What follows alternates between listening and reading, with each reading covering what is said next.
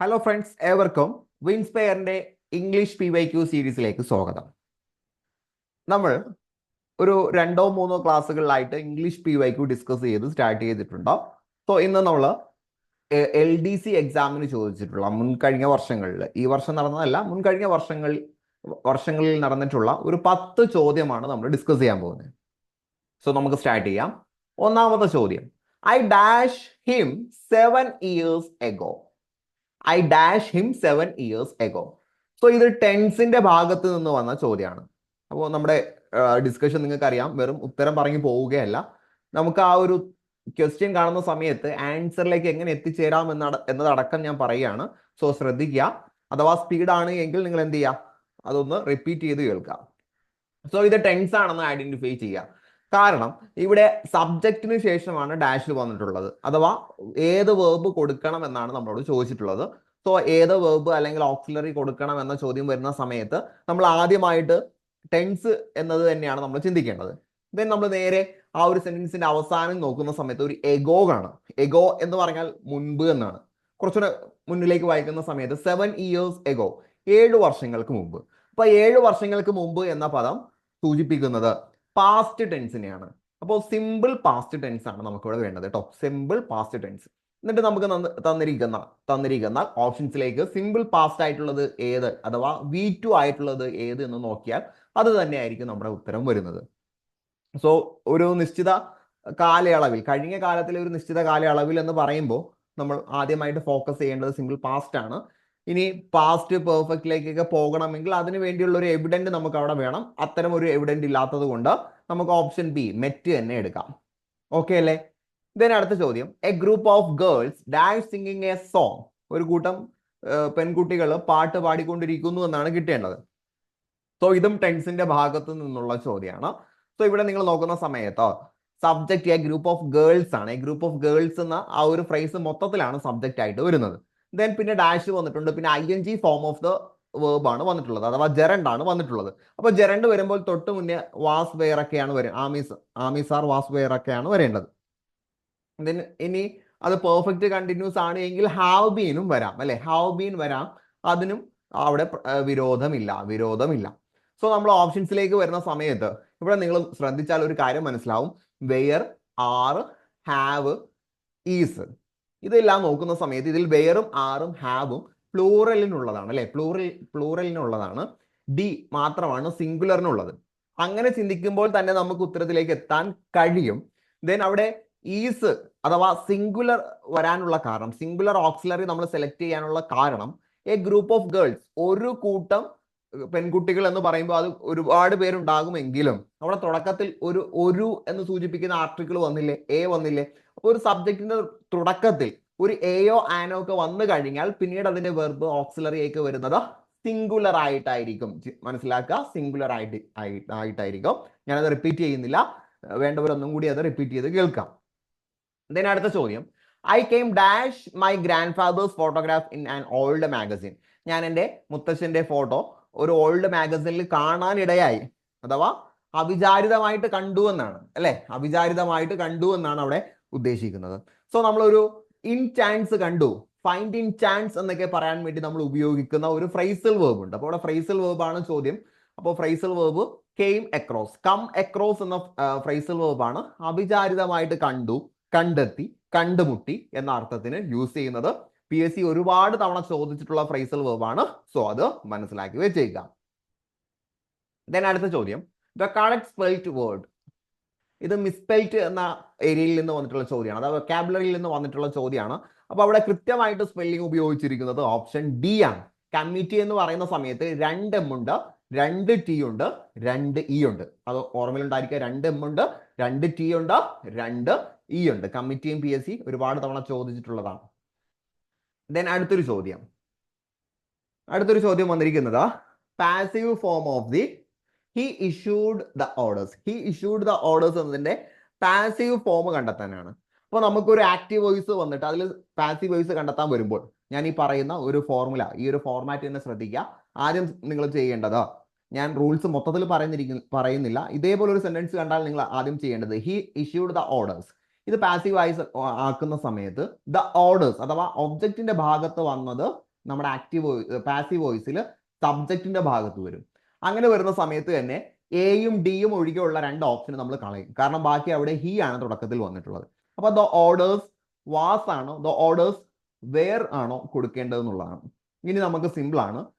നമുക്ക് the orders എന്നുള്ളത് plural ആണ് അല്ലെ, പ്ലൂറൽ ആയതുകൊണ്ട് വെയർ ആണ് വേണ്ടത്. The orders were issued by him ആണ് നമ്മുടെ ശരിയായിട്ടുള്ള ഉത്തരം. മനസ്സിലായോ? ഇനി പാസീവ് വോയിസ് ആക്കുന്ന സമയത്ത് ഇത് പാസ്റ്റ് ടെൻസ് ആണല്ലേ, ഇത് പാസ്റ്റ് ടെൻസ് ആയതുകൊണ്ട് ഇതിന്റെ റൂൾ മാത്രം ഞാൻ പറയാണ്. ഏതൊരു ടെൻസ് ആണ് എങ്കിലും പാസീവ് വോയിസ് ആക്കുന്ന സമയത്ത് നിർബന്ധമായിട്ടും ഓക്സിലറി വെർബ് ഉണ്ടാകും അല്ലെ, ഓക്സിലറി വെർബ് ഉണ്ടാകും. അപ്പോൾ സിമ്പിൾ പ്രസന്റിലും സിമ്പിൾ പാസ്റ്റിലുമാണ് നമുക്ക് ഒരു സെന്റൻസ് എടുക്കുന്ന സമയത്ത്, ആക്റ്റീവ് വോയിസ് എടുക്കുന്ന സമയത്ത് ഡയറക്റ്റ് ആയിട്ട് അവിടെ ഓക്സിലറി വെർബ് വരാത്തത് അല്ലെ.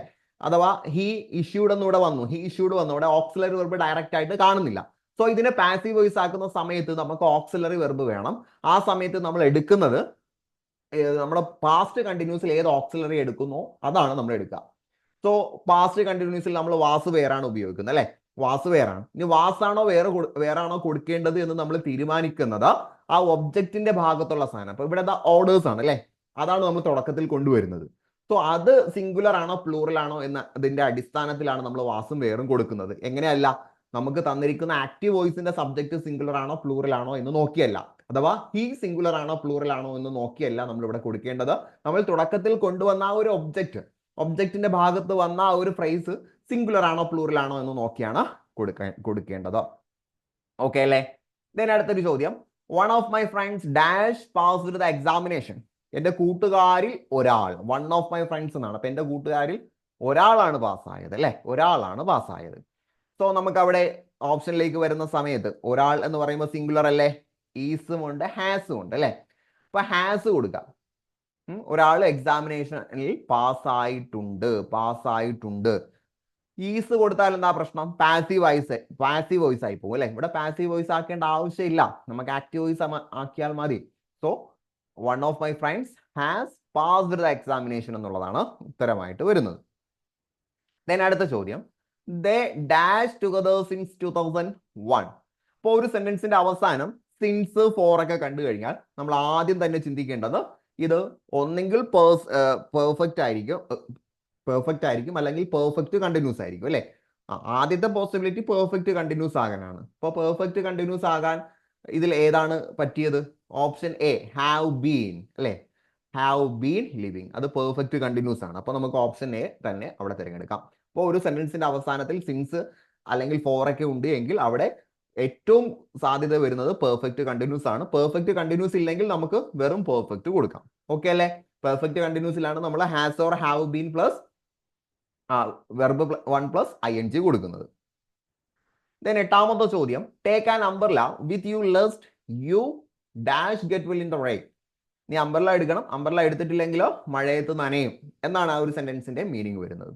അപ്പൊ ഇവിടെ നിങ്ങൾ നോക്കൂ, ടേക്ക് എന്ന് ഒരു ഇംപറേറ്റീവ് സെന്റൻസിൽ സ്റ്റാർട്ട് ചെയ്തു, ദെൻ അവിടെ ഒരു ലെസ്റ്റ് വരുന്നുണ്ട് അല്ലെ. അങ്ങനെ ചെയ്തില്ല എങ്കിൽ നീ നനയും. അപ്പോൾ ഈ ഒരു ലെസ്റ്റ് കണ്ടു കഴിഞ്ഞാൽ, ഒരു സെന്റൻസിന്റെ മിഡിൽ ഒരു ലെസ്റ്റ് കണ്ടു കഴിഞ്ഞാൽ പിന്നെ വരുന്നത് ഷുഡ് എന്ന് പറയുന്ന മോഡൽ ഓക്സിലറി ആയിരിക്കും. അത് അങ്ങനെ തന്നെ പഠിച്ചു വെക്കുക. ഒരു ഇംപറേറ്റീവ് സെന്റൻസ്, പ്രത്യേകിച്ച് ഒരു ഇംപറേറ്റീവ് സെന്റൻസിന്റെ മിഡിൽ ഒരു ലെസ്റ്റ് എന്ന ഒരു വേർബ് കണ്ടു കഴിഞ്ഞാൽ അല്ലെങ്കിൽ ഒരു ഫ്രേസ് കണ്ടു കഴിഞ്ഞാൽ, ഒരു വേർഡ് കണ്ടു കഴിഞ്ഞാൽ നമ്മൾ ചിന്തിക്കുക ഇനി ശേഷം വരാൻ പോകുന്ന സബ്ജക്റ്റിന് ശേഷം ഷുഡ് എന്ന മോഡൽ ഓക്സിലറി ആണ് ഉപയോഗിക്കേണ്ടത്. ദെൻ ഏഴാമത്തെ ചോദ്യം ഇഫ് ക്ലോസ് ആണ്. ഇഫ് യു ഹെൽപ്ഡ് മീ, നീ എന്നെ സഹായിക്കുകയാണ് എങ്കിൽ ഡാഷ്. അപ്പൊ ഇഫ് ക്ലോസ് രണ്ടാമത്തെ ഫോർമാറ്റാണ് വന്നിരിക്കുന്നത് അല്ലെ. ഇഫ് ക്ലോസ്, ഇഫിന് ശേഷം സബ്ജക്റ്റിന് ശേഷം ഹെൽപ്ഡ് V2 ആണ് വന്നിട്ടുള്ളത്. സോ അവിടെ നമ്മൾ കൊടുക്കേണ്ടത് അടുത്ത ഒരു സബ്ജക്റ്റ് ഉണ്ടാകും, ദെൻ വുഡോ ഷുഡോ ഉണ്ടാകും, V1 ഉണ്ടാകും. ഓക്കെ അല്ലേ? അപ്പോൾ ഇഫ് ക്ലോസിൽ ഇഫിന് ശേഷം സബ്ജക്റ്റിന് ശേഷം V2 ആണ് എങ്കിൽ ദെൻ മെയിൻ ക്ലോസിൽ സബ്ജക്റ്റിന് ശേഷം വുഡോ ഷുഡോ ദെൻ V1 ആണ് ഉണ്ടാകുന്നത്. അപ്പൊ നമുക്ക് നേരെ ഓപ്ഷനിൽ വരുന്ന സമയത്ത് ഓപ്ഷൻ എ ഒഴികെ ബാക്കി എല്ലാത്തിലും എന്തുണ്ട്? ഷുഡും കുഡും വുഡൊക്കെ ഉണ്ട് അല്ലെ. എന്നാൽ അവയ്ക്ക് ശേഷം V1 ഉള്ളത് സിയിൽ മാത്രമാണ്. ഐ വുഡ് ഹെൽപ്പ് യു എന്നുള്ളതാണ് അവിടെ ആൻസർ ആയിട്ട് വരുന്നത്. കാരണം ബാക്കിയുള്ളതിലെല്ലാം ഷുഡിനും കുഡിനൊക്കെ ശേഷം V2ഉം അല്ലെങ്കിൽ വേറെ മോഡൽ ഓക്സിലറി ഒക്കെ വന്നു പോയിട്ടുണ്ട്. ദെൻ 10ാമത്തെ ചോദ്യം, when I reached his bus he dash. PSക്ക് ഏറ്റവും ഇഷ്ടമുള്ള ആ ഒരു സെന്റൻസ് ആണ്. ഞാൻ വീട്ടിലെത്തിയപ്പോൾ, ഞാൻ റെയിൽവേ സ്റ്റേഷനിൽ എത്തിയപ്പോൾ, ഞാൻ ബസ് സ്റ്റാൻഡിൽ എത്തിയപ്പോൾ അവൻ പോയിട്ടുണ്ട്, അല്ലെങ്കിൽ ട്രെയിൻ പോയിട്ടുണ്ട്, ബസ് പോയിട്ടുണ്ട് എന്നൊക്കെ ചോദ്യം. അപ്പൊ ഇവിടെ നിങ്ങൾ മനസ്സിലാക്കുക, ഒരു സെന്റൻസിൽ രണ്ട് വെർബ് വന്നു. ഒരെണ്ണം സിമ്പിൾ പാസ്റ്റ് ആണെങ്കിൽ മറ്റത് പാസ്റ്റ് പെർഫെക്റ്റ് ആയിരിക്കും. ഒരു സെന്റൻസിൽ രണ്ട് വെർബ് വന്നു, ഒരെണ്ണം സിമ്പിൾ പാസ്റ്റ് ആണെങ്കിൽ മറ്റത് പാസ്റ്റ് പെർഫെക്റ്റ് ആയിരിക്കും. ഞാൻ ഈ പറയുന്നത് ഇങ്ങനെ തന്നെ പഠിച്ചാൽ തന്നെ നിങ്ങൾക്ക് കിട്ടും കേട്ടോ, ആ മാർക്ക് ഉറപ്പായിട്ട് നിങ്ങൾക്ക് കിട്ടും. സോ ഇവിടെ നമ്മൾ നോക്കുന്ന സമയത്ത് ഇവിടെ ഒരു വെർബ് ഉണ്ട്, റീച്ച്ഡ്, സിമ്പിൾ പാസ്റ്റ് ആയിട്ടാണ് വന്നിട്ടുള്ളത്. സോ ഇനി അടുത്ത വരേണ്ടത് പാസ്റ്റ് പെർഫെക്റ്റ് ആണ്. പാസ്റ്റ് പെർഫെക്റ്റ് ആകുമ്പോൾ ഹാഡ് പ്ലസ് V3 അല്ലേ വരേണ്ടത്? ഹാഡ് പ്ലസ് V3 എവിടെയുണ്ട്? Option B, had plus V3. ഇതിന്റെ ലോജിക് എന്ന് പറയുന്നത് കഴിഞ്ഞ കാലത്തിൽ രണ്ട് പ്രവൃത്തി നടന്നു, അപ്പൊ അതിൽ ആദ്യം പൂർത്തിയായതിനെ നമ്മൾ പെർഫെക്റ്റ് ആക്കും. ആദ്യം പൂർത്തിയായത്, അപ്പൊ അവൻ പോയി എന്നുള്ളതാണ് ആദ്യം നടന്നത് അല്ലെ, അവൻ പോയി എന്നുള്ളതാണ് ആദ്യം നടന്നത്, അതിനെ നമ്മൾ പെർഫെക്റ്റ് ആക്കുന്നു, മറ്റതിനെ നമ്മൾ സിമ്പിൾ പാസ്റ്റിലേക്ക് ആക്കുന്നു. സോ ഡിയർ ഫ്രണ്ട്സ്, നമ്മൾ ഇന്ന് ഇംഗ്ലീഷിലെ 10 ചോദ്യങ്ങളാണ് ഡിസ്കസ് ചെയ്തിട്ടുള്ളത്. അപ്പൊ നമ്മുടെ SCRT ക്ലാസ്സുകളൊക്കെ അതിന്റെ മുറയ്ക്ക് ഇങ്ങനെ നടക്കുന്നുണ്ട്. നമ്മൾ ഇടയ്ക്ക് ക്ലാസ് ഒന്ന് സ്ലോ ഡൗൺ ആയിട്ടുണ്ട്. അപ്പോൾ നിങ്ങളുടെ വ്യൂവേഴ്സിന്റെ ആവശ്യവും നിങ്ങൾക്ക് റിക്വയർമെന്റ് ഉണ്ട് എന്ന് നമുക്ക് തോന്നുകയാണ് എങ്കിൽ ക്ലാസ് വീണ്ടും പഴയതുപോലെ ആക്റ്റീവായിട്ട് ഡെയിലി നിങ്ങൾക്ക് കിട്ടിക്കൊണ്ടിരിക്കും. അപ്പോൾ നിങ്ങൾ നന്നായിട്ട് സപ്പോർട്ട് ചെയ്യുക. നിങ്ങൾക്ക് ഇനി ഏതെങ്കിലും ഏരിയ കിട്ടിയാൽ, ക്ലാസ് കിട്ടിയാൽ കൊള്ളാം എന്നുണ്ട് എങ്കിൽ നിങ്ങൾ അത് കമന്റ് ചെയ്യുക. കമന്റുകളെല്ലാം നമ്മൾ പരിഗണിച്ചിട്ടുണ്ട്. സോ നന്നായിട്ട് പഠിക്കുക. നിങ്ങൾ ആഗ്രഹിക്കുന്ന സ്വപ്ന ജോലിയിലേക്ക് എത്രയും പെട്ടെന്ന് എത്തിപ്പെടാൻ കഴിയട്ടെ എന്ന് ആശംസിച്ചുകൊണ്ട് ഞാൻ നിർത്തുകയാണ്. ഏവർക്കും വിജയാശംസകൾ.